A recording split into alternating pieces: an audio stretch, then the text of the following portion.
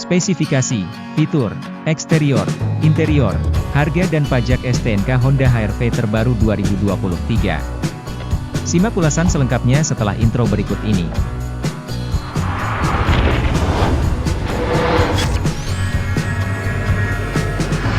Sebelum kita lanjutkan, alangkah bahagianya jika Anda mau menyambung tali pertemanan dengan kami, yaitu dengan klik tombol subscribe,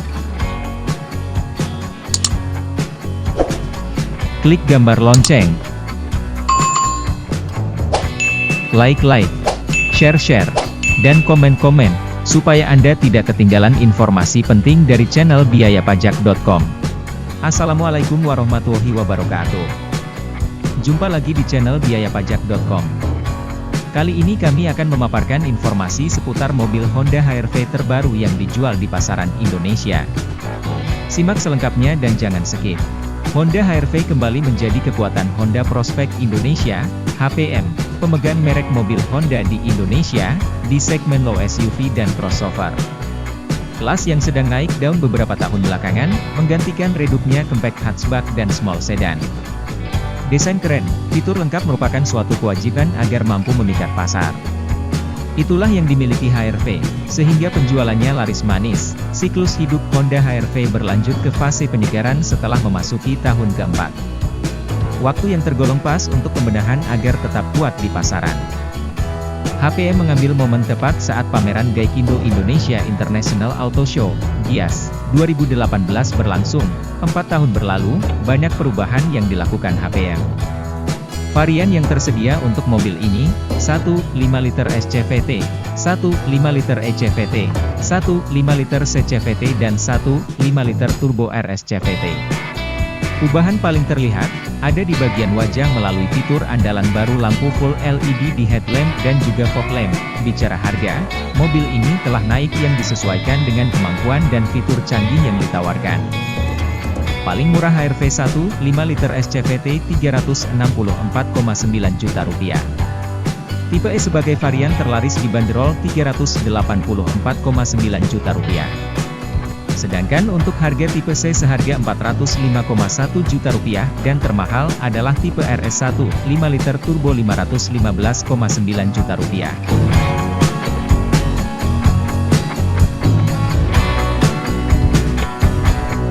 Kabin HR-V bernuansa futuristik tapi sederhana. Kesan canggih tampak dari tombol AC Smart Touch, berupa monitor layar sentuh.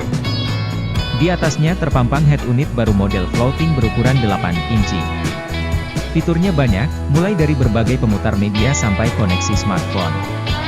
Sistem infotainment baru itu tersedia di tipe E dan Prestige saja. Posisi mengemudi HR-V terasa mantap seperti menaiki sedan. Duduknya tergolong rendah, namun tersedia pengaturan ketinggian untuk disesuaikan postur pengemudi. Posisi sempurna semakin mudah didapat berkat setelan setir tilt dan teleskopik. Ditambah lagi posisi konsol tengah beserta tuas transmisi yang tinggi layaknya mobil sport. Karena layout yang sporty, memungkinkan penggunaan elektronik parking brake, EPB, menggantikan rem parkir konvensional. Keunggulan HR-V lainnya, kabin penumpang baris kedua. Ruang untuk kaki dan kepala cukup berlimpah dan jauh dari kesan sempit.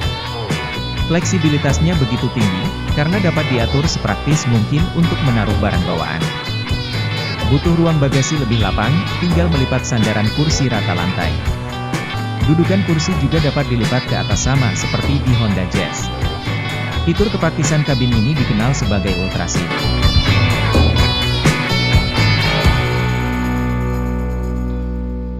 Honda HR-V bisa dibilang menjadi trendsetter baru di kelas crossover, yang sebelumnya didobrak oleh Nissan Juke. Desainnya mampu menggabungkan kesan dinamis dan sporty, yang keduanya jadi faktor penting bagi mereka yang berjiwa muda. Sejak pertama kali keluar, parasnya mudah memikat selera orang kebanyakan. Tanpa nama besar Honda pun, kami yakin mobil ini memiliki daya tarik sendiri berkat faktor bentuk ini.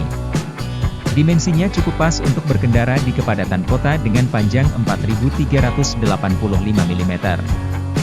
Lebar 1.790 mm, tinggi 1.590 mm dengan wheelbase sepanjang 2.610 mm, wajahnya mengusung bahasa desain Honda bertajuk Solid Wing Face, dengan grill besar, desain yang tegas dan gagah layaknya sebuah SUV.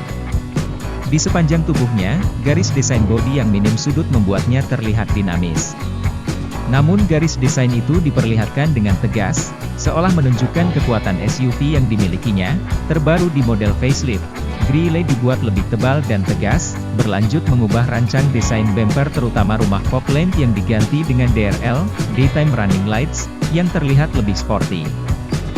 Kelengkapan eksterior tentunya tergantung pada model mana yang Anda pilih. Yang jelas semua model dibekali DRL dan spion elektrik dengan imbuhan lampu sein. Pada mobil HR-V terbaru, lampu utama dan lampu kabut dengan teknologi full LED dan juga dilengkapi dengan antena model Shark Fin, ada pada semua varian mobil ini.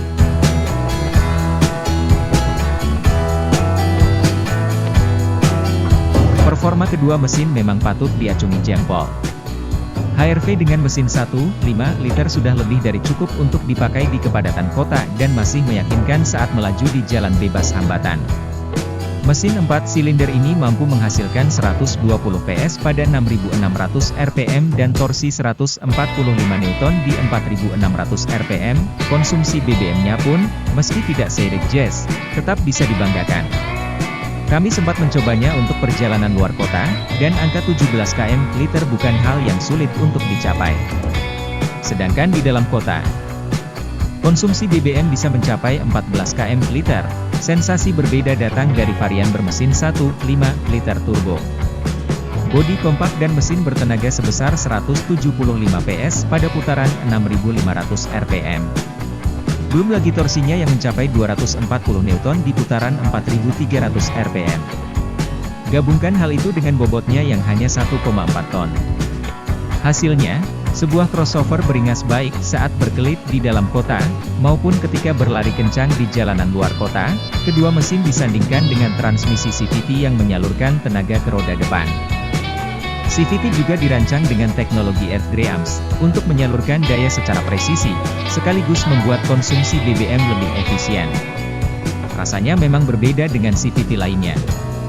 Namun pada varian bermesin 1.5 liter, terasa agak membosankan, harus dipancing menggunakan mode manual agar terasa lebih sporty.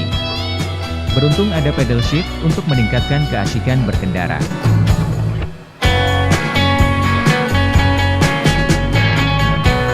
Sebagai produk Honda, mobil ini dibekali banyak fitur keselamatan. Dan sudah ketentuan dari Honda Jepang, setiap produknya harus memiliki sistem keamanan lengkap. Karena itu, jangan heran kalau di mobil ini, semua varian, memiliki fitur pengereman dengan ABS, EBD, dan BEA sebagai standar. Baik rem depan maupun belakang sudah memanfaatkan cakram untuk menghentikan lajunya. Salah satu yang menarik, hadirnya sistem brake over relay system. Fitur ini berfungsi ketika pengemudi secara sengaja, tidak sengaja menginjak pedal rem dan gas di saat bersamaan. Maka secara otomatis HR-V mengerem dan memutus sinyal drive-by-wire pedal gas. Saat kami mencoba rem HR-V, memang kemampuan berhentinya tidak perlu diragukan. Namun efek dari sebuah mobil tinggi cukup kentara, HR-V terasa menukik. Tapi hal itu tentunya cukup wajar. Toh pengendaliannya saat pengereman keras masih bisa diandalkan berkat fitur-fitur tadi. Fitur penting lainnya, semua varian sudah tersedia Hill Start Assist, HSA, dan Vehicle Stability Assist, VSA. Biasanya peranti itu hanya disediakan di varian tertinggi, terkecuali HR-V. Jumlah airbag cuma tersedia 2 di tipe S dan E. Sementara RS dilengkapi 6 titik airbag.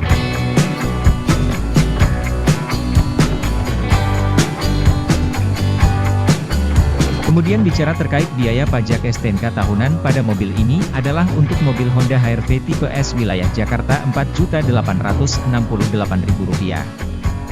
Dan wilayah luar Jakarta, Jawa Timur, Rp3.686.750. Kemudian untuk mobil HR-V terlaris yaitu HR-V tipe E memiliki beban pajak tahunan untuk wilayah Jakarta sebesar Rp5.225.000. Sedangkan untuk wilayah luar Jakarta, Jawa Timur, adalah sebesar Rp3.954.500. Lalu pajak mobil HR-V varian tertinggi yaitu varian RS, pajak tahunan untuk varian ini. Di wilayah Jakarta Rp6.527.000 dan wilayah luar Jakarta, Jawa Timur, adalah sebesar Rp4.931.000. Berikutnya adalah informasi pajak 5 tahunan atau ganti plat nomor. Hitungan pajaknya hanya dengan menambah Rp300.000 dari biaya pajak tahunan. Dan sebelum kami akhiri video kali ini, kami ingatkan untuk subscribe, like, share dan komen supaya tidak ketinggalan informasi seputar kendaraan bermotor yang lengkap dengan informasi pajaknya. Terima kasih telah menonton video ini sampai akhir. Semoga Anda tetap diberikan kesehatan dan rezeki yang berlimpah. Sampai jumpa di video selanjutnya. Wassalamualaikum warahmatullahi wabarakatuh.